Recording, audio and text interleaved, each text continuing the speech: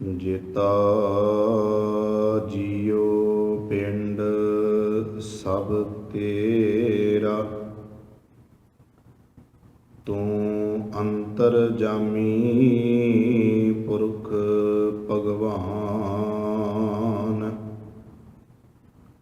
ਦਾਸਨ ਦਾਸ ਕਹਿ ਜਨ ਨਾਨਕ, ਜਿਹਾ ਤੂੰ ਕਰਾਹੇ ਤੇਹਾ ਹਉ ਕਰੀ ਵਖਿਆਨ।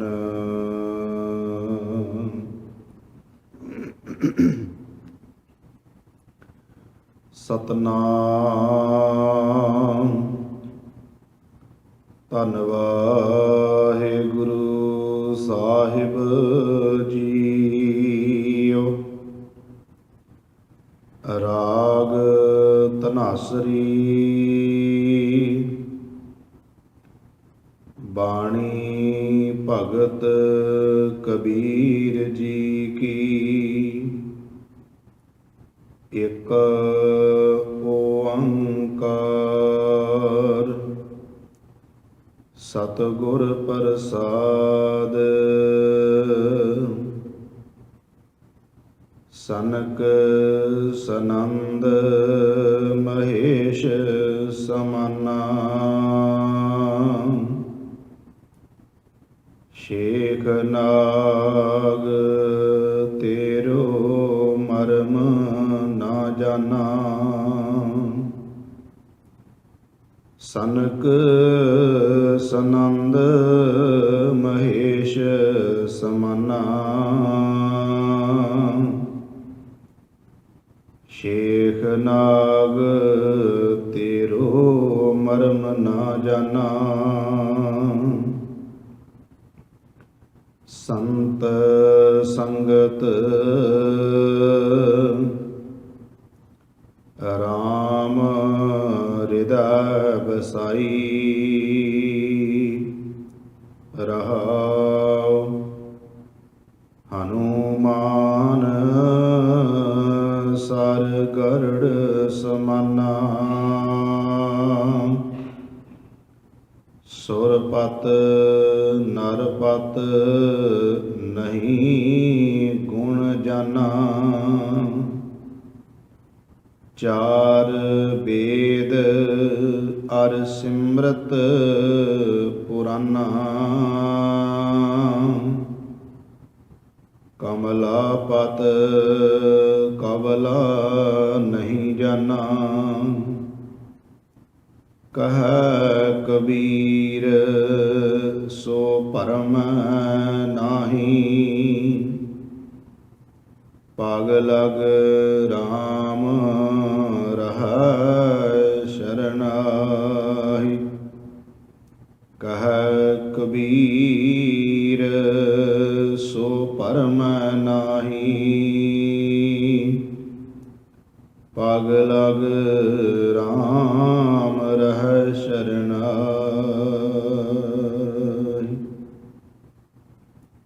ਵਾਹਿਗੁਰੂ ਜੀ ਕਾ ਖਾਲਸਾ, ਵਾਹਿਗੁਰੂ ਜੀ ਕੀ ਫਤਿਹ। ਪਰਮ ਸਨਮਾਨਯੋਗ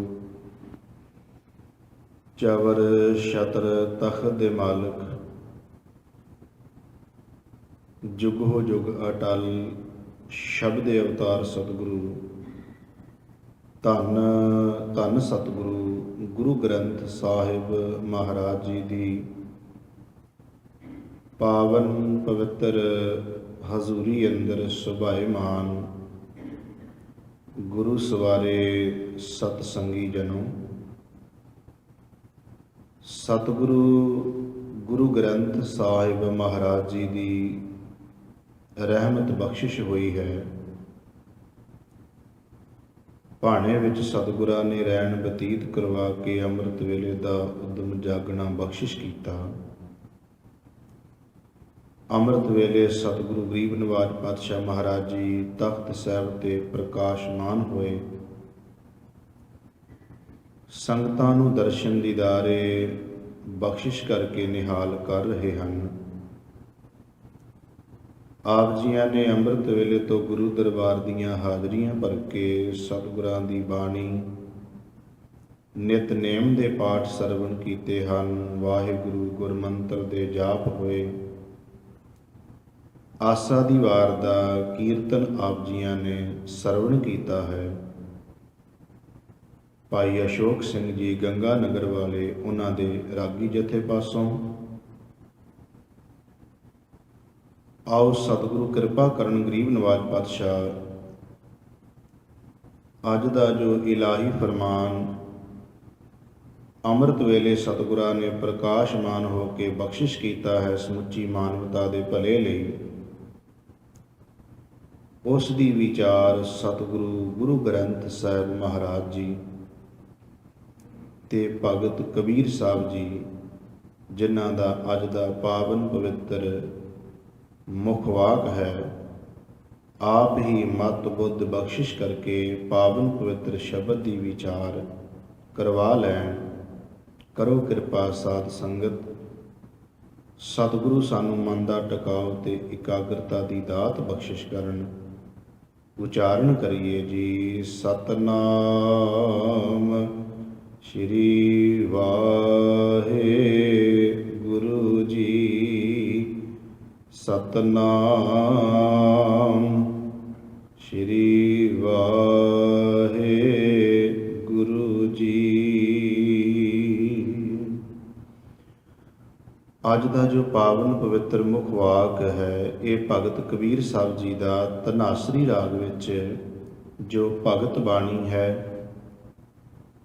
ਭਗਤ ਬਾਣੀ ਨੂੰ ਸਤਿਗੁਰੂ ਗੁਰੂ ਨਾਨਕ ਦੇਵ ਸੱਚੇ ਪਾਤਸ਼ਾਹ ਮਹਾਰਾਜ ਜੀ ਨੇ ਇਕੱਤਰ ਕੀਤਾ ਆਪਣੀਆਂ ਪ੍ਰਚਾਰ ਫੇਰੀਆਂ ਦੌਰਾਨ।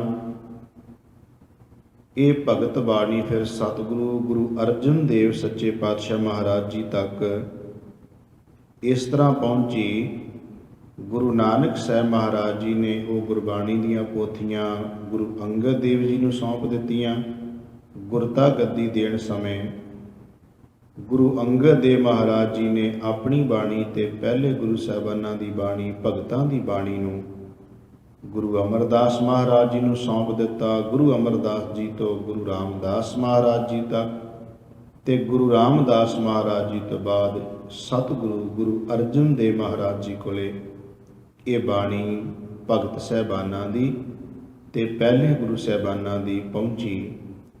ਮੇਰੇ ਸਾਹਿਬ ਜੀ ਨੇ ਜਦੋਂ ਸੰਪਾਦਨਾ ਕੀਤੀ ਹੈ ਗੁਰੂ ਗ੍ਰੰਥ ਸਾਹਿਬ ਜੀ ਦੀ, ਉਸ ਵੇਲੇ ਜਿੱਥੇ ਗੁਰੂ ਸਾਹਿਬਾਨਾਂ ਦੀ ਬਾਣੀ ਨੂੰ ਤਰਤੀਬ ਦਿੱਤੀ ਹੈ, ਉੱਥੇ ਭਗਤਾਂ ਦੀ ਬਾਣੀ ਨੂੰ ਵੀ ਤਰਤੀਬ ਦੇ ਕੇ ਧੰਨ ਗੁਰੂ ਅਰਜਨ ਦੇਵ ਸੱਚੇ ਪਾਤਸ਼ਾਹ ਮਹਾਰਾਜ ਜੀ ਨੇ ਇਸ ਪਾਵਨ ਪਵਿੱਤਰ ਜੋ ਸਮੁੱਚੀ ਮਾਨਵਤਾ ਦੇ ਭਲੇ ਲਈ, ਸਮੁੱਚੀ ਮਨੁੱਖਤਾ ਦੇ ਰਹਿਬਰ ਸਤਿਗੁਰੂ ਗੁਰੂ ਗ੍ਰੰਥ ਸਾਹਿਬ ਮਹਾਰਾਜ ਜੀ, ਜਿਨ੍ਹਾਂ ਦਾ ਸੰਨ 1604 ਨੂੰ ਪਹਿਲਾ ਪ੍ਰਕਾਸ਼ ਹੋਇਆ, ਉਸ ਵਿੱਚ ਇਹ ਬਾਣੀ ਭਗਤ ਸਾਹਿਬਾਨਾਂ ਦੀ ਦਰਜ ਕਰ ਦਿੱਤੀ। 15 ਭਗਤਾਂ ਦੀ ਬਾਣੀ ਹੈ ਗੁਰੂ ਗ੍ਰੰਥ ਸਾਹਿਬ ਮਹਾਰਾਜ ਜੀ ਦੇ ਵਿੱਚ। ਤੇ ਜਿਸ ਤਰ੍ਹਾਂ ਗੁਰੂ ਸਾਹਿਬਾਨਾਂ ਦੀ ਬਾਣੀ ਵਿੱਚੋਂ ਸਭ ਤੋਂ ਵੱਧ ਬਾਣੀ ਸਤਿਗੁਰੂ ਗੁਰੂ ਰਾਮਦਾਸ ਤੇ ਗੁਰੂ ਅਰਜਨ ਦੇਵ ਜੀ ਦੀ ਹੈ, ਇਸ ਤਰ੍ਹਾਂ ਭਗਤਾਂ ਦੀ ਬਾਣੀ ਵਿੱਚੋਂ ਸਭ ਤੋਂ ਵੱਧ ਬਾਣੀ ਭਗਤ ਕਬੀਰ ਸਾਹਿਬ ਜੀ ਦੀ ਹੈ। ਰਾਗ ਧਨਾਸਰੀ ਵਿੱਚ ਅੱਜ ਦਾ ਭਗਤ ਕਬੀਰ ਸਾਹਿਬ ਜੀ ਦਾ ਜੋ ਪਾਵਨ ਪਵਿੱਤਰ ਸ਼ਬਦ ਹੈ, ਇਹ ਗੁਰੂ ਗ੍ਰੰਥ ਸਾਹਿਬ ਜੀ ਦੇ ਪਾਵਨ ਅੰਗ 691 ਅੰਗ ਤੇ ਸ਼ਬਦ ਸੁਭਾਈਮਾਨ ਹੈ। ਤੇ ਅੱਜ ਦੇ ਸ਼ਬਦ ਵਿੱਚ ਭਗਤ ਕਬੀਰ ਸਾਹਿਬ ਜੀ ਨੇ ਸਤ ਸੰਗਤ ਦੀ ਵਡਿਆਈ ਕੀਤੀ ਹੈ। ਤੇ ਸਤ ਸੰਗਤ ਦੀ ਵਡਿਆਈ ਕਰਦਿਆਂ ਕਰਦਿਆਂ ਨਾਲ ਭਗਤ ਕਬੀਰ ਸਾਹਿਬ ਜੀ ਨੇ ਅੱਜ ਦੇ ਸ਼ਬਦ ਵਿੱਚ ਇਹ ਵੀ ਕਿਹਾ ਹੈ ਕਿ ਪਰਮਾਤਮਾ ਦੇ ਭੇਤ ਨੂੰ ਅੱਜ ਤੱਕ ਪੂਰਨ ਤੌਰ ਤੇ ਕੋਈ ਵੀ ਦੇਵੀ ਦੇਵਤਾ, ਬ੍ਰਹਮਾ, ਵਿਸ਼ਨੂੰ, ਸ਼ਿਵ ਜੀ, ਸ਼ੇਖ, ਨਾਗ, ਹਨੂਮਾਨ ਇਤ ਆਦਿਕ ਜਿਨ੍ਹਾਂ ਦਾ ਇਤਿਹਾਸਕ ਗ੍ਰੰਥਾਂ ਦੇ ਵਿੱਚ ਬਹੁਤ ਜ਼ਿਆਦਾ ਜ਼ਿਕਰ ਆਇਆ ਹੈ ਇਹਨਾਂ ਦੇਵੀ ਦੇਵਤਿਆਂ ਦਾ, ਤੇ ਭਗਤ ਕਬੀਰ ਸਾਹਿਬ ਜੀ ਕਹਿੰਦੇ ਨੇ ਉਹਨਾਂ ਦੇ ਬਾਰੇ ਕਈ ਤਰ੍ਹਾਂ ਦੀਆਂ ਕਹਾਣੀਆਂ ਜੋੜੀਆਂ ਹੋਈਆਂ ਨੇ। ਪਰ ਭਗਤ ਜੀ ਕਹਿੰਦੇ ਨੇ ਕਿ ਇਹਨਾਂ ਨੇ ਕਿਸੇ ਨੇ ਵੀ ਪ੍ਰਭੂ ਪਰਮਾਤਮਾ ਵਾਹਿਗੁਰੂ ਦੇ ਮਰਮਦਾਰ ਤੋਂ ਦਾ ਭੇਦ ਜਾਣਨਾ, ਭਾਵ ਕਿ ਅਸਲੀਅਤ ਨੂੰ ਇਹ ਜਾਣ ਨਹੀਂ ਸਕੇ। ਤੇ ਆਓ ਭਗਤ ਕਬੀਰ ਸਾਹਿਬ ਜੀ ਅੱਜ ਦੇ ਪਾਵਨ ਪਵਿੱਤਰ ਸ਼ਬਦ ਦੀ ਜੋ ਮੁੱਖ ਭਾਵ ਹੈ ਸ਼ਬਦ ਦਾ, ਉਹ ਇਸ ਪੰਕਤੀ ਵਿੱਚ ਹੈ। ਇੱਕ ਹੀ ਪੰਕਤੀ ਵਿੱਚ ਸਿਰਫ 4 ਸ਼ਬਦ ਹਨ ਜਿਨ੍ਹਾਂ ਵਿੱਚ ਸ਼ਬਦ ਦਾ ਸਮੁੱਚਾ ਭਾਵ ਹੈ। ਉਹ ਪੰਕਤੀ ਹੈ ਸੰਤ ਸੰਗਤ ਰਾਮ ਹਿਰਦੈ ਬਸਾਈ। ਇਹ ਹੈ ਰਹਾਉ ਵਾਲੀ ਪੰਕਤੀ। ਭਗਤ ਜੀ ਕਹਿੰਦੇ ਨੇ, ਮੈਂ ਆਪਣੇ ਹਿਰਦੇ ਦੇ ਵਿੱਚ ਉਸ ਰਮੇ ਹੋਏ ਰਾਮ ਨੂੰ ਵਸਾ ਲਿਆ ਹੈ, ਪਰ ਉਹ ਰਮਿਆ ਹੋਇਆ ਰਾਮ ਮੈਨੂੰ ਸਮਝ ਕਿੱਥੇ ਜਾ ਕੇ ਪਈ ਹੈ? ਸੰਤ ਸੰਗਤ, ਸਤ ਸੰਗਤ ਕਹਿ ਲਓ। ਸਤਿਗੁਰੂ ਗੁਰੂ ਗ੍ਰੰਥ ਸਾਹਿਬ ਜੀ ਦੀ ਬਾਣੀ ਨੂੰ ਜਦੋਂ ਅਸੀਂ ਪੜ੍ਹਦੇ ਹਾਂ ਤੇ ਗੁਰਮੁਖੋ ਸਤ ਸੰਗਤ ਦੀ ਸਤਿਗੁਰੂ ਮਹਾਰਾਜ ਜੀ ਨੇ ਪਰਿਭਾਸ਼ਾ ਵੀ ਦੱਸੀ ਹੈ ਤੇ ਮਹਾਨਤਾ ਵੀ ਦੱਸੀ ਹੈ। ਪਹਿਲਾਂ ਅਸੀਂ ਪਰਿਭਾਸ਼ਾ ਨੂੰ ਸਮਝੀਏ। ਸਤਿਗੁਰੂ ਗੁਰੂ ਗ੍ਰੰਥ ਸਾਹਿਬ ਮਹਾਰਾਜ ਜੀ ਕਹਿੰਦੇ ਨੇ, ਭਾਈ ਜੇ ਬਹੁਤ ਵੱਡਾ ਕੋਈ ਇਕੱਠ ਹੋਵੇ, ਕੋਈ 2 4 5 10 ਹਜ਼ਾਰ ਦਾ, ਚਾਹੇ ਲੱਖਾਂ ਦੀ ਗਿਣਤੀ ਵਿੱਚ ਹੋਵੇ, ਤੇ ਸਤਿਗੁਰੂ ਗੁਰੂ ਗ੍ਰੰਥ ਸਾਹਿਬ ਮਹਾਰਾਜ ਜੀ ਕਹਿੰਦੇ ਨੇ ਜੇ ਬਹੁਤ ਵੱਡਾ ਇਕੱਠ ਹੋਵੇ ਤੇ ਉਸ ਵੱਡੇ ਇਕੱਠ ਨੂੰ ਕਿਤੇ ਇਹ ਨਾ ਸਮਝ ਲੈਣਾ ਵੀ ਇਹ ਸਤ ਸੰਗਤ ਹੋ ਰਹੀ ਹੈ। ਸਾਹਿਬ ਕਹਿੰਦੇ ਕਿਤੇ 2 ਜਾਣੇ ਬੈਠੇ ਹੋਣ, 4 ਜਾਣੇ ਬੈਠੇ ਹੋਣ, ਤੇ ਇਹ ਨਾ ਸਮਝ ਲੈਣਾ ਵੀ ਇਹ 2 4 ਜਾਣਿਆਂ ਦੀ ਕੋਈ ਸਤ ਸੰਗਤ ਥੋੜਾ ਹੁੰਦੀ ਹੈ। ਫਿਰ ਸਾਹਿਬ ਜੀ ਨੇ ਕਿਰਪਾ ਕਰਕੇ ਸਵਾਲ ਤੇ ਫਿਰ ਜਵਾਬ ਦਿੱਤਾ ਹੈ। ਪਹਿਲਾ ਸਵਾਲ ਹੈ, ਸਾਹਿਬ ਕਹਿੰਦੇ ਸਤ ਸੰਗਤ ਕੈਸੀ ਜਾਣੀਐ। ਕੈਸੀ ਜਾਣੀਏ ਦਾ ਮਤਲਬ ਹੈ, ਇੱਥੇ ਸਵਾਲ ਹੈ ਵੀ ਕਿਹਨੂੰ ਜਾਣਿਆ ਜਾਏ, ਕਿਸ ਤਰ੍ਹਾਂ ਸਮਝ ਲੱਗੇ ਵੀ ਇਹ ਸਤ ਸੰਗਤ ਹੋ ਰਹੀ ਹੈ। ਤੇ ਸਾਹਿਬ ਫਿਰ ਉਹਦਾ ਉੱਤਰ ਆਪ ਹੀ ਦਿੰਦੇ ਨੇ, ਜਿੱਥੈ ਏਕੋ ਨਾਮ ਵਖਾਣੀਐ।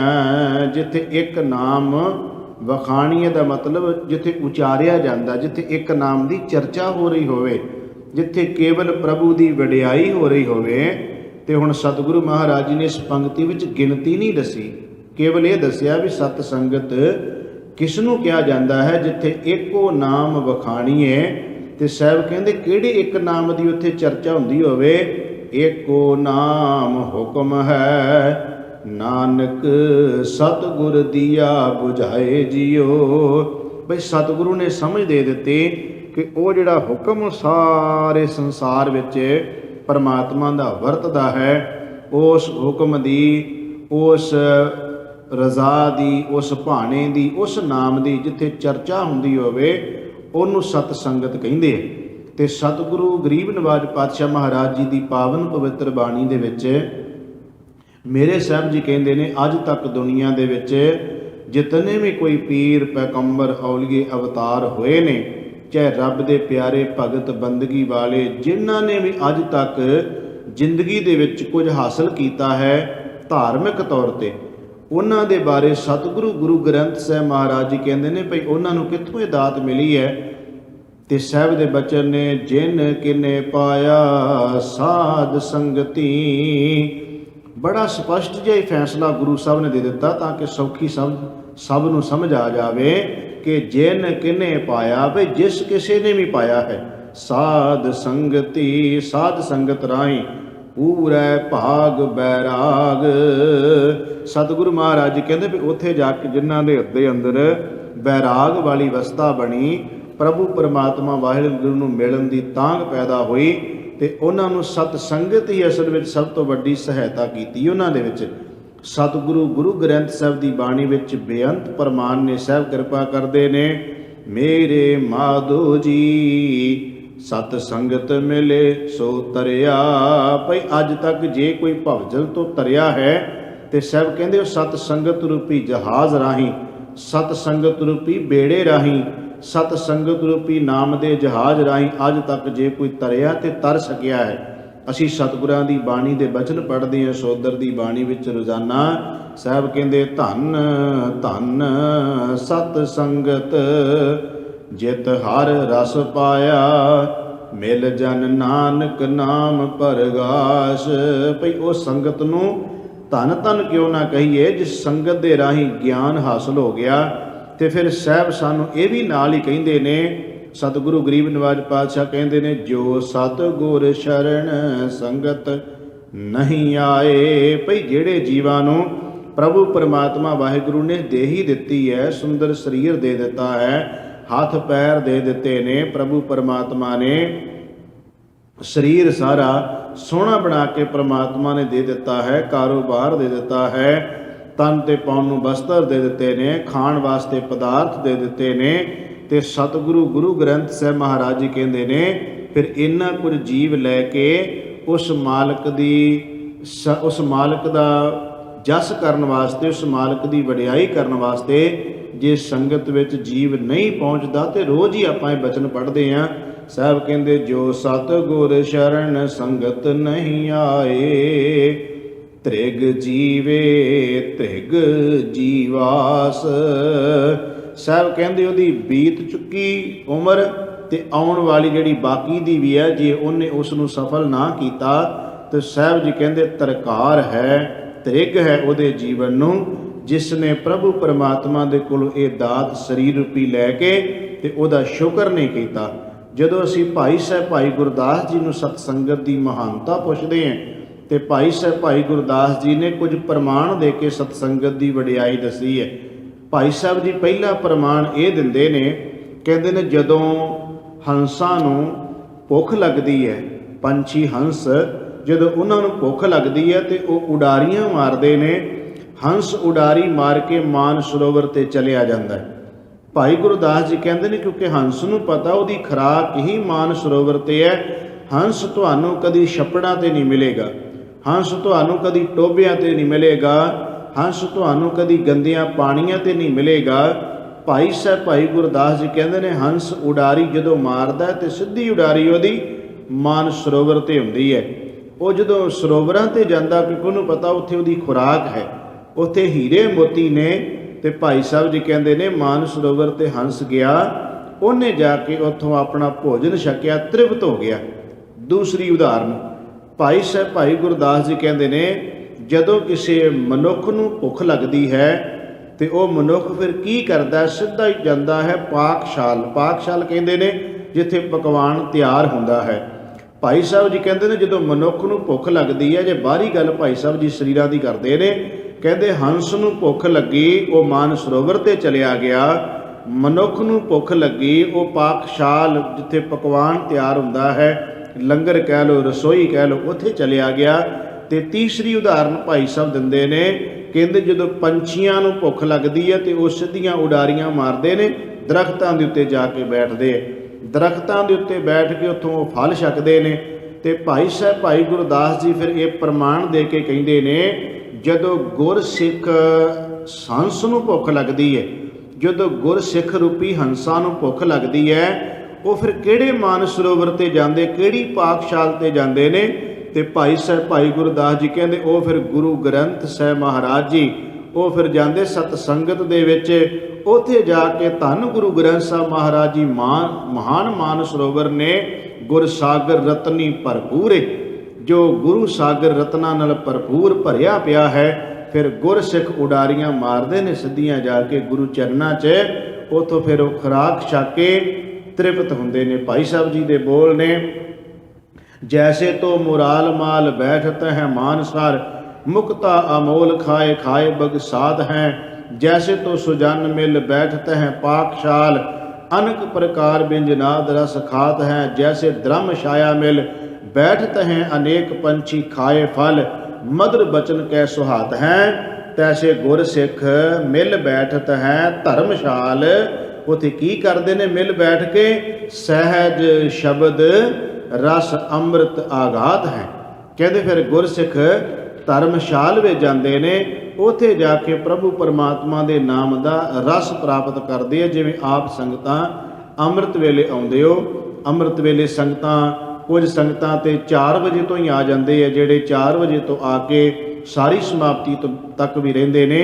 ਪਰ ਜਿਸ ਤਰ੍ਹਾਂ ਕਿਸੇ ਦੇ ਰੁਝੇਵੇਂ ਨੇ, ਕੋਈ 4 ਤੋਂ 5 ਦੇ ਸਮੇਂ ਨਿਤਨੇਮ ਦੇ ਟਾਈਮ ਤੇ ਆਉਂਦਾ, ਕੋਈ 5 ਤੋਂ 6 ਵਾਲਾ ਸਿਮਰਨ ਦੇ ਟਾਈਮ ਤੇ ਅਸੀਂ ਆ ਕੇ ਖੁਰਾਕ ਛਕਦੇ ਹਾਂ, ਕੋਈ 6 ਤੋਂ 7 ਵਾਲਾ ਸਮਾਂ ਜਿਹੜਾ ਹੈ ਉਹ ਆਸਾ ਦੀ ਵਾਰ ਦਾ ਹੈ, ਉਸ ਤੋਂ ਬਾਅਦ ਕਥਾ ਵਿਚਾਰ ਦਾ। ਇਸ ਤਰ੍ਹਾਂ ਜਿਵੇਂ ਜਿਵੇਂ ਮਾਲਕ ਨੇ ਕਿਰਪਾ ਕੀਤੀ ਹੈ, ਸਤ ਸੰਗਤ ਦਾ ਸਮਾਂ ਜਿਵੇਂ ਜਿਵੇਂ ਸਾਨੂੰ ਮਿਲਦਾ ਹੈ ਕੱਢਣਾ ਚਾਹੀਦਾ ਹੈ। ਉਹਦੇ ਨਾਲ ਨਾਲ ਇਹ ਵੀ ਹੈ, ਪਰ ਸਤ ਸੰਗਤ ਜੇ ਆਈਏ ਤੇ ਕਰੀਏ ਜ਼ਰੂਰ, ਇਹ ਨਹੀਂ ਕਿ ਆ ਕੇ ਗੱਪਾਂ ਮਾਰ ਕੇ ਚਲੇ ਜਾਈਏ। ਜੇ ਆਈਏ ਤੇ ਮਾਲਕ ਦੇ ਚਰਨਾਂ 'ਚ ਬੇਨਤੀ ਕਰੀਏ, ਸਤਿਗੁਰੂ ਜਿਤਨਾ ਸਮਾਂ ਤੁਸੀਂ ਦਿੱਤਾ ਉਤਨਾ ਅਸੀਂ ਸੰਗਤ 'ਚ ਬੈਠ ਕੇ ਬਤੀਤ ਕਰਕੇ ਕੁਝ ਨਾ ਕੁਝ ਹਾਸਲ ਕਰਕੇ ਚਲੇ ਜਾਈਏ। ਜੇ ਆ ਕੇ ਵੀ ਆਪਾਂ ਕੁਝ ਲਾਭ ਨਾ ਪ੍ਰਾਪਤ ਕੀਤਾ ਤੇ ਕੀ ਫਾਇਦਾ ਹੋਣਾ ਹੈ। ਸੋ ਕਹਿਣ ਤੋਂ ਭਾਵ ਹੈ ਕਿ ਜਿੰਨਾ ਸਮਾਂ ਮਿਲੇ, ਵੈਸੇ ਤਾਂ ਸਤਿਗੁਰਾਂ ਨੇ ਇਹ ਵੀ ਕਹਿ ਦਿੱਤਾ ਕਿ ਜ਼ਰੂਰੀ ਨਹੀਂ ਕਿ 2 4 5 10 ਘੰਟੇ ਤੁਸੀਂ ਸੰਗਤ ਵਿੱਚ ਬਹਿਣਾ ਹੈ। ਭਗਤ ਕਬੀਰ ਸਾਹਿਬ ਜੀ ਦਾ ਹੀ ਇੱਕ ਬਚਨ ਹੈ, ਉਹ ਕਹਿੰਦੇ ਨੇ, ਕਬੀਰ ਏਕ ਘੜੀ ਆਦੀ ਘੜੀ ਆਦੀ ਹੂੰ ਤੇ ਆਦ ਭਗਤਨ ਸੇਤੀ ਗੋਸ਼ਟੇ ਜੋ ਕੀਨੇ ਸੋ ਲਾਭ। ਹੁਣ ਅੱਧੀ ਤੋਂ ਅੱਧੀ ਘੜੀ ਜਿਹੜੀ ਹੈ ਵਿਦਵਾਨ ਕਹਿੰਦੇ 6 ਮਿੰਟਾਂ ਦੀ ਬਣਦੀ। ਹੁਣ 6 ਮਿੰਟ ਕਿਤੇ ਕਿੰਨੇ ਕੁ ਹੁੰਦੇ? 6 ਮਿੰਟ ਤਾਂ ਬੰਦਾ ਜੇ ਮੱਥਾ ਟੇਕੇ, ਪਰਿਕਰਮਾ ਕਰੇ, ਪ੍ਰਸ਼ਾਦ ਲਵੇ ਤੇ 5-6 ਮਿੰਟ ਤਾਂ ਇੰਨੇ ਕੁ ਟਾਈਮ 'ਚ ਹੀ ਲੰਘ ਜਾਂਦਾ ਹੈ। ਕਹਿਣ ਤੋਂ ਭਾਵ ਹੈ ਭਗਤ ਕਬੀਰ ਸਾਹਿਬ ਜੀ ਦਾ ਕਿ ਤੂੰ ਟਿਕ ਕੇ ਭਾਵੇਂ 5-7 ਮਿੰਟ ਹੀ ਪ੍ਰਭੂ ਪਰਮਾਤਮਾ ਦੀ ਵਡਿਆਈ ਸੁਣ ਲੈ ਜਾਂ ਕਰ ਲੈ, ਇੰਨੇ ਦੇ ਵਿੱਚ ਹੀ ਭਲਾ ਹੋ ਜਾਣਾ ਹੈ। ਤੇ ਜੇ ਅਸੀਂ ਆਏ ਵੀ ਤੇ ਸਮਾਂ 2 4 5 ਘੰਟੇ ਦਾ ਕੱਢਿਆ ਵੀ ਤੇ ਲਾਭ ਕੋਈ ਵੀ ਨਾ ਹੋਇਆ, ਉਹਦੇ ਵਿੱਚ ਅਸੀਂ ਕੀਤਾ ਕੁਝ ਵੀ ਨਾ ਉਹਦੀ ਵਡਿਆਈ ਕੀਤੀ, ਨਾ ਸੁਣੀ, ਤਾਂ ਉਹਦਾ ਫਾਇਦਾ ਕੋਈ ਜੀਵ ਨੂੰ ਨਹੀਂ ਹੁੰਦਾ। ਸੋ ਬੇਨਤੀ ਜਿਹੜੀ ਦਾਸ ਕਰ ਰਿਹਾ ਸੀ, ਸਤਿਗੁਰੂ ਗੁਰੂ ਗ੍ਰੰਥ ਸਾਹਿਬ ਮਹਾਰਾਜ ਜੀ ਕਹਿੰਦੇ ਨੇ, ਭਾਈ ਸਤ ਸੰਗਤ ਦੀ ਮਹਾਨਤਾ। ਤੇ ਭਾਈ ਗੁਰਦਾਸ ਜੀ ਦੀ ਮੈਂ ਇੱਕ ਤੁਹਾਡੇ ਨਾਲ ਬਚਨ ਸਾਂਝਾ ਕੀਤਾ ਵੀ ਉਦਾਹਰਨਾਂ ਦੇ ਕੇ ਭਾਈ ਸਾਹਿਬ ਕਹਿੰਦੇ ਨੇ ਕਿ ਜਿਸ ਤਰ੍ਹਾਂ ਹੰਸ ਜਾਂਦਾ ਹੈ, ਜਿਸ ਤਰ੍ਹਾਂ ਮਨੁੱਖ ਨੂੰ ਭੁੱਖ ਲੱਗਦੀ ਹੈ ਉਹ ਜਾ ਕੇ ਭੋਜਨ ਛਕਦਾ, ਜਿਵੇਂ ਪੰਛੀ ਆਪਣੀ ਖੁਰਾਕ ਛਕਦੇ, ਇਸ ਤਰ੍ਹਾਂ ਗੁਰਸਿੱਖ ਹੰਸ ਜਾ ਕੇ ਫਿਰ ਸਤ ਸੰਗਤ ਵਿੱਚ ਪ੍ਰਭੂ ਪਰਮਾਤਮਾ ਦੇ ਨਾਮ ਦਾ ਰਸ ਮਾਣਦੇ ਨੇ। ਅੱਜ ਦੇ ਸ਼ਬਦ ਵਿੱਚ ਭਗਤ ਕਬੀਰ ਸਾਹਿਬ ਜੀ ਸਤ ਸੰਗਤ ਦੀ ਵਡਿਆਈ ਕਰ ਰਹੇ ਨੇ। ਕਹਿੰਦੇ ਸਤ ਸੰਗਤ ਵਿੱਚੋਂ ਰੱਬ ਪਰਮਾਤਮਾ ਮਿਲਿਆ। ਤੇ ਸਤਿਗੁਰੂ ਗੁਰੂ ਗ੍ਰੰਥ ਸਾਹਿਬ ਮਹਾਰਾਜ ਜੀ ਦੀ ਬਾਣੀ ਵਿੱਚ ਬੇਅੰਤ ਪ੍ਰਮਾਣ ਨੇ, ਜਿਨ੍ਹਾਂ ਵਿੱਚ ਸਾਹਿਬ ਜੀ ਕਹਿ ਰਹੇ ਨੇ ਕਿ ਹੇ ਭਾਈ, ਜਿਸ ਕਿਸੇ ਨੂੰ ਵੀ ਕੁਝ ਪ੍ਰਾਪਤ ਹੋਇਆ ਉਹ ਸਤ ਸੰਗਤ ਵਿੱਚੋਂ ਹੀ ਹੋਇਆ ਹੈ। ਤੇ ਸਤ ਸੰਗਤ ਇਸ ਕਰਕੇ ਜ਼ਰੂਰੀ ਹੈ। ਅਸੀਂ ਸਵੇਰੇ ਸ਼ਾਮ ਜੋ ਸਾਡੀ ਮਰਜ਼ਾਦਾ ਗੁਰੂ ਘਰਾਂ ਦੀ ਬਣੀ ਹੈ, ਉਹ ਇਸੇ ਕਰਕੇ ਬਣਾਈ ਗਈ ਕਿ ਭਾਈ ਸਵੇਰੇ ਆਓਗੇ, ਸਤ ਸੰਗਤ ਕਰੋਗੇ, ਬਾਕੀ ਸਾਰਾ ਦਿਨ ਮੁੜ ਕੇ ਕੰਮ ਕਾਰ ਕਰਨਾ ਹੁੰਦਾ ਹੈ। ਸ਼ਾਮ ਨੂੰ ਫਿਰ ਆਉਣ ਦਾ ਮਤਲਬ ਇਹ ਹੁੰਦਾ ਵੀ ਦਿਨ ਵਿੱਚ ਜੋ ਕੁਝ ਕੀਤਾ ਹੈ, ਦਿਨ ਵਿੱਚ ਵਿਚਰਦਿਆਂ ਹੋਇਆਂ ਕਈ ਤਰ੍ਹਾਂ ਦੇ ਅੰਦਰ ਫੁਰਨੇ ਪੈਦਾ ਹੋਏ, ਖਿਆਲ ਪੈਦਾ ਹੋਏ, ਫਿਰ ਸ਼ਾਮ ਨੂੰ ਗੁਰੂ ਚਰਨਾਂ 'ਚ ਆ ਜਾਓ ਤੇ ਮਹਾਰਾਜ ਮੇਰੀ ਸੋਚ, ਮੇਰੇ ਖਿਆਲ ਚੰਗੇ ਬਣਾ ਦਿਓ, ਫਿਰ ਸ਼ਾਮ ਨੂੰ ਗੁਰੂ ਚਰਨਾਂ 'ਚ ਆਉਣਾ। ਇਸ ਤਰ੍ਹਾਂ 2 ਟਾਈਮ ਦਾ ਜਿਹੜਾ ਸਾਨੂੰ ਸਤ ਸੰਗਤ ਕਰਨ ਦਾ ਜੋ ਮਰਜ਼ਾਦਾ ਬਣੀ ਹੋਈ ਹੈ ਗੁਰੂ ਸਾਹਿਬ ਜੀ ਦੇ ਟਾਈਮ ਤੋਂ ਹੀ, ਗੁਰੂ ਘਰਾਂ ਦੇ ਅੰਦਰ ਸਵੇਰ ਦੇ ਟਾਈਮ ਦਾ ਨਿਤਨੇਮ, ਸ਼ਾਮ ਦੇ ਟਾਈਮ ਦਾ ਨਿਤਨੇਮ ਹੈ। ਸੋ ਸਤਿਗੁਰੂ ਕਿਰਪਾ ਕਰੇ ਜੇ 2 ਟਾਈਮ ਦੀ ਸੰਗਤ ਨਸੀਬ ਹੋ ਜਾਏ, ਗੁਰੂ ਚਰਨਾਂ 'ਚ ਅਰਦਾਸ ਕਰਨੀ ਚਾਹੀਦੀ ਹੈ ਤਾਂ ਕਿ ਮਾਲਕ ਦੀਆਂ ਹੋਰ ਵੀ ਰਹਿਮਤਾਂ ਵਰਤ ਜਾਂਦੀਆਂ। ਭਗਤ ਕਬੀਰ ਸਾਹਿਬ ਕਹਿੰਦੇ ਬਈ ਮੈਨੂੰ ਤਾਂ ਸਤ ਸੰਗਤ ਵਿੱਚੋਂ ਜਾ ਕੇ ਪ੍ਰਭੂ ਪਰਮਾਤਮਾ ਉਹ ਰਮਿਆ ਹੋਇਆ ਰਾਮ ਮੈਂ ਵਸਾ ਲਿਆ, ਉਹਨੂੰ ਹਿਰਦੇ ਦੇ ਵਿੱਚ ਮੈਨੂੰ ਰਮੇ ਹੋਏ ਰਾਮ ਦੇ ਬਾਰੇ ਸਮਝ ਆ ਗਈ ਹੈ। ਹੁਣ ਭਗਤ ਕਬੀਰ ਸਾਹਿਬ ਜੀ ਉਸ ਪ੍ਰਭੂ ਪਰਮਾਤਮਾ ਦੇ ਜਿਨ੍ਹਾਂ ਨੇ ਭੇਦ ਨੂੰ ਨਹੀਂ ਜਾਣਿਆ, ਉਹਨਾਂ ਦਾ ਹੁਣ ਇਸ ਸ਼ਬਦ ਦੇ ਵਿੱਚ ਜ਼ਿਕਰ ਕਰ ਰਹੇ ਨੇ। ਰਾਗ ਧਨਾਸਰੀ, ਧਨਾਸਰੀ ਰਾਗ ਦੇ ਵਿੱਚ ਬਾਣੀ ਭਗਤ ਕਬੀਰ ਜੀ ਕੀ, ਇਹ ਭਗਤ ਕਬੀਰ ਸਾਹਿਬ ਜੀ ਦੀ ਬਾਣੀ ਹੈ ਤੇ ਗੁਰੂ ਅਰਜਨ ਦੇਵ ਮਹਾਰਾਜ ਜੀ ਨੇ ਦਰਜ ਕੀਤੀ ਹੈ। ਇੱਕ ਓੰਕਾਰ ਸਤਿਗੁਰ ਪ੍ਰਸਾਦ, ਪਰਮਾਤਮਾ ਇੱਕ ਹੈ ਤੇ ਸਤਿਗੁਰੂ ਦੀ ਕਿਰਪਾ ਦੁਆਰਾ ਹੀ ਉਸ ਇੱਕ ਪਰਮਾਤਮਾ ਦੀ ਸਾਨੂੰ ਸਮਝ ਆ ਸਕਦੀ ਹੈ। ਸਨਕ ਸਨੰਦ ਮਹੇਸ਼ ਸਮਾਨਾ, ਪਹਿਲੀਆਂ ਪੰਕਤੀਆਂ ਵਿੱਚ ਭਗਤ ਕਬੀਰ ਸਾਹਿਬ ਜੀ ਕਹਿੰਦੇ ਨੇ ਬ੍ਰਹਮਾ ਦੇ 4 ਪੁੱਤਰ ਮੰਨੇ ਗਏ। ਸਨਕ ਸਨੰਤਨ, ਇਹ ਜਿਹੜੇ 4 ਪੁੱਤਰ ਬ੍ਰਹਮਾ ਦੇ ਮੰਨੇ ਗਏ, ਭਗਤ ਕਬੀਰ ਸਾਹਿਬ ਜੀ ਕਹਿੰਦੇ ਨੇ ਇਹ ਜਿਹੜੇ ਬ੍ਰਹਮਾ ਤੇ ਉਹਦੇ 4 ਪੁੱਤਰਾਂ ਨੇ ਪ੍ਰਭੂ ਪਰਮਾਤਮਾ ਵਾਹਿਗੁਰੂ ਦੇ ਬਾਰੇ ਪੂਰਨ ਤੌਰ ਤੇ ਭੇਦ ਨੂੰ ਨਹੀਂ ਉਹ ਜਾਣ ਸਕੇ। ਜਿਹਨੂੰ ਇਹ ਕਿਹਾ ਜਾਂਦਾ ਬ੍ਰਹਮਾ ਨੂੰ ਕਿ ਬ੍ਰਹਮਾ ਨੇ ਸ੍ਰਿਸ਼ਟੀ ਪੈਦਾ ਕੀਤੀ ਹੈ, ਤੇ ਇੱਥੇ ਭਗਤ ਕਬੀਰ ਸਾਹਿਬ ਜੀ ਨੇ ਉਸ ਚੀਜ਼ ਨੂੰ ਵੀ ਰੱਦ ਕੀਤਾ ਹੈ। ਕਹਿਣਗੇ ਬ੍ਰਹਮਾ ਜਿਹਨੂੰ ਲੋਕਾਂ ਨੇ ਕਿਹਾ ਵੀ ਸ੍ਰਿਸ਼ਟੀ ਪੈਦਾ ਕਰਨ ਵਾਲਾ ਉਹ ਖੁਦ, ਤੇ ਉਹਦੇ 4 ਪੁੱਤਰਾਂ ਨੇ ਵੀ ਪ੍ਰਭੂ ਪਰਮਾਤਮਾ ਦੇ ਭੇਦ ਨੂੰ ਪੂਰਨ ਤੌਰ ਤੇ ਜਾਣਿਆ ਨਹੀਂ ਹੈ। ਸ਼ੇਖ ਨਾਗ ਤੇਰੋ ਮਰਮ ਨਾ ਜਾਣਾ, ਇਹ ਮੰਨਿਆ ਜਾਂਦਾ ਸੀ ਵੀ ਜਿਹੜਾ ਸ਼ੇਖ ਨਾਗ ਹੈ, ਹਜ਼ਾਰਾਂ ਉਹਦੀਆਂ ਜੀਭਾਂ ਨੇ, ਹਜ਼ਾਰਾਂ ਜੀਭਾਂ ਦੇ ਨਾਲ ਹਜ਼ਾਰ ਵਾਰ ਕਿ ਕਿੰਨੀ ਵਾਰ ਹੀ ਉਹ ਪਰਮਾਤਮਾ ਦੀ ਵਡਿਆਈ ਕਰਦਾ। ਇਹ ਇਤਿਹਾਸ ਗ੍ਰੰਥਾਂ ਦੇ ਵਿੱਚ ਜਿਹੜਾ ਲਿਖਿਆ ਹੋਇਆ ਸੀ, ਭਗਤ ਕਬੀਰ ਸਾਹਿਬ ਕੇਵਲ ਹਵਾਲਾ ਹੀ ਦੇ ਰਹੇ, ਮੰਨ ਨਹੀਂ ਰਹੇ ਇਹਨਾਂ ਗੱਲਾਂ ਨੂੰ ਵੀ ਮੈਂ ਸ਼ੇਖਨਾਗ ਦੀ ਕੋਈ ਪੂਜਾ ਕਰ ਰਿਹਾ ਹਾਂ, ਜਾਂ ਮੈਂ ਬ੍ਰਹਮਾ ਦੀ ਪੂਜਾ ਕਰ ਰਿਹਾ, ਜਾਂ ਮੈਂ ਉਹਦੇ ਪੁੱਤਰਾਂ ਦੀ ਪੂਜਾ ਕਰ ਰਿਹਾ। ਇੱਥੇ ਉਹਨਾਂ ਦੀ ਮੰਨਣ ਦੀ ਗੱਲ ਨਹੀਂ ਹੈ ਕਿ ਕੋਈ ਇਹ ਕਵੇ ਕਿ ਲਓ ਜੀ ਆਪਾਂ ਕਹਿ ਦਿੰਦੇ ਕਈ ਵਾਰ ਗੁੱਗਿਆਂ ਦੀ ਪੂਜਾ ਨਹੀਂ ਕਰਨੀ, ਤੇ ਆਹ ਵੇਖੋ ਸੱਪ ਦੀ ਤਾਂ ਗੱਲ ਭਗਤ ਕਬੀਰ ਸਾਹਿਬ ਨੇ ਵੀ ਕੀਤੀ ਹੈ।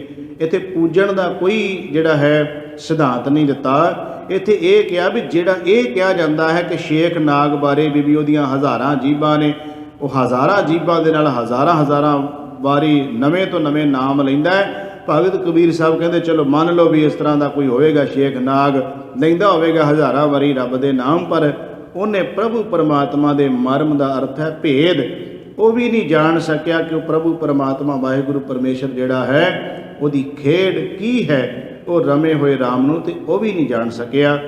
ਭਗਤ ਜੀ ਕਹਿੰਦੇ ਨੇ ਹਨੂਮਾਨ ਸਰ ਗਰੜ ਸਮਾਨਾ, ਭਈ ਹਨੂਮਾਨ ਦੀ ਬੜੀ ਵਡਿਆਈ ਹੈ, ਕਹਿੰਦੇ ਪਹਾੜ ਹੀ ਚੁੱਕ ਕੇ ਲੈ ਆਇਆ। ਤੋ ਗਰੜ ਜਿਹੜਾ ਹੈ ਇਹ ਪੰਛੀ ਹੈ। ਇੱਦਾਂ ਦੀਆਂ ਕਹਾਣੀਆਂ ਉਹਨਾਂ ਦੇ ਨਾਲ ਬਣਾਈਆਂ ਹੋਈਆਂ ਨੇ।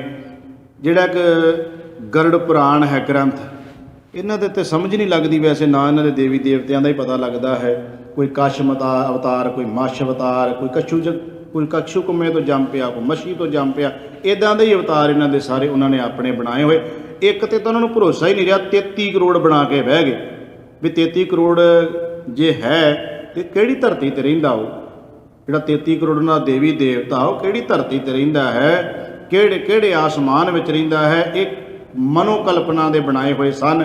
ਇੱਕ ਤੇ ਭਰੋਸਾ ਨਾ ਰਿਹਾ, ਪਤਾ ਨਹੀਂ ਉਹਨਾਂ ਦਾ ਤੇ ਅਵਤਾਰ ਵੀ ਹਿੰਦੂ ਧਰਮ ਦੇ ਗ੍ਰੰਥਾਂ ਦੇ ਵਿੱਚ ਉਹਨਾਂ ਦਾ ਇੱਕ ਤੇ ਭਰੋਸਾ ਹੀ ਨਹੀਂ ਹੈ। ਇਸੇ ਕਰਕੇ ਤੇ ਭਗਤ ਨਾਮਦੇਵ ਜੀ ਨੇ ਇੱਕ ਸ਼ਬਦ ਵਿੱਚ ਕਿਹਾ ਸੀ, ਕਹਿੰਦੇ ਹਿੰਦੂ ਅੰਨਾ ਤੁਰਕੂ ਕਾਣਾ, ਵੀ ਹਿੰਦੂ ਤਾਂ ਤੂੰ ਹੈ ਹੀ ਅੰਨਾ ਹੈ, ਨਾ ਤੇਰਾ ਭਗਵਾਨ ਇੱਕ ਤੇ ਨਾ ਤੇਰੀ ਸ਼ਰਧਾ ਕੋਈ ਇੱਕ, ਤੇ ਨਵੇਂ ਤੋਂ ਨਵਾਂ ਕਦੀ ਕੋਈ ਪੱਥਰ ਦੀ ਮੂਰਤੀ ਬਣਾ ਲਈ ਇਹ ਭਗਵਾਨ ਆ, ਕਦੀ ਕੋਈ ਪੱਥਰ ਦੀ ਮੂਰਤੀ ਬਣਾ ਲਈ ਇਹ ਭਗਵਾਨ, ਵੀ ਤੈਨੂੰ ਭਰੋਸਾ ਹੀ ਇੱਕ ਦੇ ਉੱਤੇ ਨਹੀਂ ਹੈ। ਤੇ ਜੇ ਇੱਕ ਤੇ ਭਰੋਸਾ ਹੀ ਨਹੀਂ, ਤੇਰਾ ਭਗਵਾਨ ਹੀ ਇੱਕ ਨਹੀਂ ਹੈ, ਤੇ ਤੂੰ ਦੋਨਾਂ ਅੱਖਾਂ ਤੋਂ ਹੀ ਅੰਨਾ ਹੈ।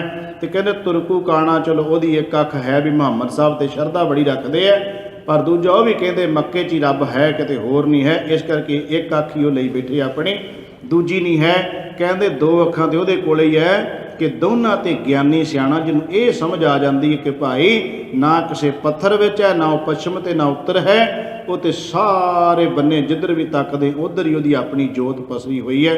ਤੋ ਭਗਤ ਕਬੀਰ ਸਾਹਿਬ ਜੀ ਕਹਿੰਦੇ ਨੇ ਹਨੂਮਾਨ ਦੀ ਬੜੀ ਇੱਥੇ ਚਰਚਾ ਹੈ, ਗਰੜ ਪੰਛੀ ਦਾ ਬੜੀ ਇੱਥੇ ਚਰਚਾ ਹੈ ਕਿ ਉਹ ਜਿਹੜਾ ਵੱਖ-ਵੱਖ ਦੇਵੀ ਦੇਵਤਿਆਂ ਦੇ ਸਵਾਰੀਆਂ ਮੰਨੀਆਂ ਗਈਆਂ। ਮੈਂ ਜ਼ਿਕਰ ਕਰਨ ਲੱਗਿਆ ਸੀ ਵੀ ਗਰੜ ਪੁਰਾਣ ਇੱਕ ਗ੍ਰੰਥ ਬਣਾਤਾ। ਹੁਣ ਗਰੜ ਪੁਰਾਣ ਗ੍ਰੰਥ ਦਾ ਮਤਲਬ ਭਲਾ ਕੀ ਹੈ ਕਿ ਗਰੜ ਪੰਛੀ ਨੂੰ ਉੱਪਰਲੀਆਂ ਸਾਰੀਆਂ ਕਹਾਣੀਆਂ ਸੁਣਾਈਆਂ ਵੀ ਜਦੋਂ ਬੰਦਾ ਮਰਦਾ ਉਦੋਂ ਕੀ ਹੁੰਦਾ ਤੇ ਕੀ ਨਹੀਂ ਹੁੰਦਾ। ਦੱਸੋ ਵੀ ਗਰੜ ਪੁਰਾਣ ਪੰਛੀ ਨੂੰ ਦੱਸਣ ਦਾ ਕੀ ਮਤਲਬ? ਉਹ ਪੰਛੀ ਨੇ ਕੀ ਕਰਨਾ ਉਹਨੂੰ ਸੁਣ ਕੇ ਵੀ ਉੱਥੇ ਕੀ ਹੁੰਦਾ ਤੇ ਕੀ ਨਹੀਂ। ਇੱਦਾਂ ਦੀਆਂ ਕਹਾਣੀਆਂ ਇਤਿਹਾਸ ਹੀ ਬਣਾਇਆ। ਤੇ ਖਿਮਾ ਕਰਿਓ ਆਪਾਂ ਵੀ ਗਰੜ ਪੁਰਾਣ ਦੇ ਸਾਰੇ ਜਿਹੜੇ ਆ ਉਹ ਚੇਲੇ ਬਣੇ ਆ, ਕਿਉਂਕਿ ਜੋ ਸਾਡੇ ਘਰਾਂ ਵਿੱਚ ਵਾਪਰਦਾ ਨਾ ਮਰਨ ਤੋਂ ਬਾਅਦ ਉਹ ਗਰੜ ਪੁਰਾਣ ਦਾ ਹੀ ਵਾਪਰਦਾ। ਸਾਰਾ ਕੁਝ ਜੋ ਉਹਦੇ ਵਿੱਚ ਲਿਖਿਆ ਉਹ ਸਾਡੇ ਘਰਾਂ 'ਚ ਹੁੰਦਾ। ਉਸੇ ਤਰ੍ਹਾਂ ਕਾਨਾ ਲਿਆਉਣਾ, ਸਰਾਣੇ ਕਣਕ ਰੱਖਣੀ, ਉਸੇ ਤਰ੍ਹਾਂ ਜਾ ਕੇ ਜਿਹੜਾ ਹੈ ਉਹ ਦੀਵਾ ਬੱਤੀ ਕਰਨਾ, ਜਿਹੜੀਆਂ ਪੌੜੀਆਂ ਜਿਹੀਆਂ ਲੈ ਕੇ ਜਾਣੀਆਂ, ਉੱਥੇ ਜਾ ਕੇ ਕੱਪੜਾ ਪਾਉਣਾ, ਫੁੱਲ ਚੁਗਣੇ, ਉਹਨਾਂ ਨੂੰ ਜਾ ਕੇ ਹਰਦੁਆਰ, ਇਹ ਸਾਰਾ ਗਰੜ ਪੁਰਾਣ ਦੀ ਮਰਜ਼ਾਦਾ ਹੈ ਜਿਹੜੀ ਸਾਡੇ ਘਰਾਂ 'ਚ ਹੁੰਦੀ ਹੈ। ਚਲੋ ਇੱਥੇ ਤਾਂ ਬੜਾ ਵਧੀਆ ਕੰਮ ਹੈ, ਵੀਰਮਾਨਾ ਮਸ਼ੀਨ 'ਚ ਦਿੱਤਾ ਬੰਦੇ ਨੂੰ, ਉਹਨੇ 2 ਮਿੰਟਾਂ 'ਚ ਸਵਾਹ ਦੀ ਕੁੜੀ ਬਣਾ ਕੇ ਉੱਥੇ ਫੜਾ ਦੇਣੀ ਹੈ। ਜੇ ਕਿਤੇ ਇੱਥੇ ਵੀ ਇੰਡੀਆ ਵਾਲੀ ਗੱਲ ਹੁੰਦੀ ਤਾਂ ਲੋਕਾਂ ਇੱਥੇ ਕਸਰ ਨਹੀਂ ਸੀ ਛੱਡਣੀ। ਇਹ ਹੁਣ ਆਪਣੀ ਵੱਸ ਨਹੀਂ ਜਾਂਦੀ, ਪੇਸ਼ ਨਹੀਂ ਜਾਂਦੀ, ਤਾਂ ਕਰਕੇ ਇੱਥੇ ਕਰਨਾ ਪੈਂਦਾ ਹੈ ਵੀ ਉਹਨਾਂ ਮੁਤਾਬਕ ਸਾਨੂੰ ਚੱਲਣਾ ਪੈਂਦਾ। ਪਰ ਤੁਸੀਂ ਪੰਜਾਬ ਦੀ ਧਰਤੀ 'ਤੇ ਵੇਖੋ ਕੀ ਹੋ ਰਿਹਾ। ਉੱਥੇ ਤਾਂ ਸਾਰਾ ਜਿੰਨੇ ਵੀ ਸਾਡੇ ਜਨਮ ਸੰਸਕਾਰ ਹੈ, ਮਿਰਤਕ ਹੈ, ਆਨੰਦ ਹੈ, ਉਹ ਸਾਰੇ ਦੇ ਸਾਰੇ ਬ੍ਰਾਹਮਣੀ ਰੀਤੀਆਂ ਮੁਤਾਬਕ ਹੀ ਹੁੰਦੇ ਪਏ ਨੇ। ਕੋਈ ਵਿਰਲੇ ਭਾਗਾਂ ਵਾਲੇ ਜਿਹਨਾਂ ਨੂੰ ਸਮਝ ਹੈ ਉਹਨਾਂ ਦੀ ਗੱਲ ਛੱਡ ਕੇ ਬਾਕੀ ਤੁਸੀਂ ਦੇਖੋ ਤਾਂ ਇਹੀ ਕੁਝ ਉੱਥੇ ਹੁੰਦਾ ਹੈ। ਭਗਤ ਕਬੀਰ ਸਾਹਿਬ ਜੀ ਕਹਿੰਦੇ ਨਾ ਇਹ ਗਰੜ ਕੁਝ ਜਾਣ ਸਕਿਆ, ਨਾ ਹਨੂਮਾਨ ਕੁਝ ਜਾਣ ਸਕਿਆ ਹੈ। ਇਹਨਾਂ ਨੇ ਵੀ ਪ੍ਰਭੂ ਪਰਮਾਤਮਾ ਦੇ ਭੇਦ ਨੂੰ ਨਹੀਂ ਜਾਣਿਆ।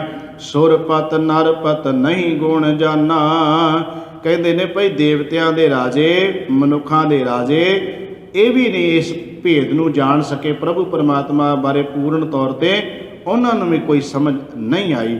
4 ਵੇਦ ਅਰ ਸਿਮਰਤ ਪੁਰਾਨਾ, ਇਹ 4 ਵੇਦ ਜਿਹੜੇ ਨੇ, 27 ਸਿਮਰਤੀਆਂ ਜਿਹੜੀਆਂ ਨੇ, ਪੁਰਾਨ ਨੇ। ਭਗਤ ਕਬੀਰ ਸਾਹਿਬ ਜੀ ਕਹਿੰਦੇ 18 ਪੁਰਾਨ, 4 ਵੇਦ, 27 ਸਿਮਰਤੀਆਂ ਜਿਹੜੀਆਂ ਇਹਨਾਂ ਦਾ ਜ਼ਿਕਰ ਕਰਦਿਆਂ ਹੋਇਆਂ ਭਗਤ ਜੀ ਕਹਿੰਦੇ ਕਵਲਾ ਪਤ ਕਵਲਾ ਨਹੀਂ ਜਾਣਾ। ਕਹਿੰਦੇ ਜਿਹੜਾ ਸ਼ਿਵ ਜੀ ਹੈ, ਵਿਸ਼ਨੂੰ ਹੈ, ਮਾਇਆ ਦਾ ਪਤੀ ਜਿਹੜਾ ਹੈ, ਉਹਨੇ ਵੀ ਪ੍ਰਭੂ ਪਰਮਾਤਮਾ ਦੇ ਭੇਦ ਨੂੰ ਨਹੀਂ ਜਾਣਿਆ। ਨਾ ਹੀ ਇਹਨਾਂ ਸਿਮਰਤੀਆਂ ਵੇਦਾਂ ਨੇ ਕੋਈ ਪ੍ਰਭੂ ਪਰਮਾਤਮਾ ਬਾਰੇ ਕੋਈ ਖੁੱਲ੍ਹ ਕੇ ਵਿਆਖਿਆ ਇਸ ਢੰਗ ਨਾਲ ਕੀਤੀ ਹੋਵੇ ਬੰਦੇ ਨੂੰ ਸੌਖੀ ਸਮਝ ਆ ਜਾਵੇ। ਇਹ ਤਾਂ ਗੁਰੂ ਗ੍ਰੰਥ ਸਾਹਿਬ ਮਹਾਰਾਜ ਜੀ ਦੇ ਵਿੱਚ ਰਹਿਮਤ ਵਰਤਾਈ ਸਤਿਗੁਰਾਂ ਨੇ ਕਿ ਬੜੇ ਸੌਖੇ ਢੰਗ ਤਰੀਕੇ ਨਾਲ ਪ੍ਰਭੂ ਪਰਮਾਤਮਾ ਦੀ ਵਡਿਆਈ ਕਰਕੇ ਦੱਸੀ ਹੈ। ਦੂਜੇ ਗ੍ਰੰਥਾਂ ਵਿੱਚ ਤਾਂ ਬੰਦੇ ਨੂੰ ਸਮਝ ਹੀ ਨਹੀਂ ਆਉਂਦੀ। ਉੱਥੇ ਤਾਂ ਪਾਪ ਪੁੰਨ ਦੀਆਂ ਗੱਲਾਂ ਲਿਖੀਆਂ ਵੀ ਆਹ ਦਾਨ ਕਰ ਦਿਓ ਕਿਤੇ ਪੁੰਨ ਹੋ ਗਿਆ, ਆਹ ਨਾ ਕਰੋਗੇ ਤੇ ਪਾਪ ਹੋ ਗਿਆ। ਇਹੀ ਗੱਲ ਬਸ ਉਹਦੇ 'ਚ ਲਿਖੀ ਹੋਈ ਹੈ। ਸਿਮਰਤ ਸ਼ਾਸਤਰ ਪੁੰਨ ਪਾਪ ਵਿਚਾਰ ਦੇ, ਸਾਹਿਬ ਨੇ ਬਾਣੀ 'ਚ ਕਹਿ ਦਿੱਤਾ। ਇਹ ਸਿਮਰਤੀਆਂ, ਇਹ ਧਾਰਮਿਕ ਜਿਹੜੇ ਦੂਜੇ ਗ੍ਰੰਥ, ਇਹ ਤਾਂ ਪੁੰਨਾ ਪਾਪਾਂ ਦੀਆਂ ਹੀ ਗੱਲਾਂ ਕਰਦੇ ਨੇ, ਹੋਰ ਕੋਈ ਤੱਤ ਵਾਲੀ ਗੱਲ ਨਹੀਂ ਦੱਸਦੇ ਉਹ।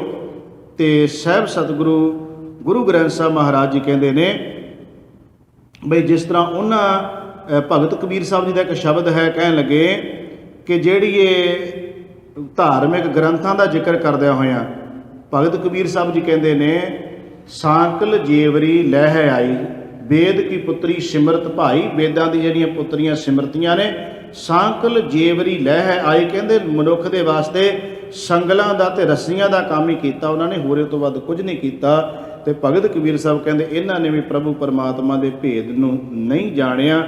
ਅਖੀਰਲੀ ਪੰਕਤੀ ਵਿੱਚ ਭਗਤ ਜੀ ਕਹਿੰਦੇ ਨੇ ਕਹਿ ਕਬੀਰ ਸੋ ਭਰਮ ਨਾਹੀ। ਉਹ ਜੀਵ ਕਦੀ ਵੀ ਭਟਕਣਾ 'ਚ ਨਹੀਂ ਪੈਂਦਾ, ਉਹ ਜੀਵ ਕਦੀ ਵੀ ਭੁਲੇਖਿਆਂ ਵਿੱਚ ਨਹੀਂ ਪੈਂਦਾ।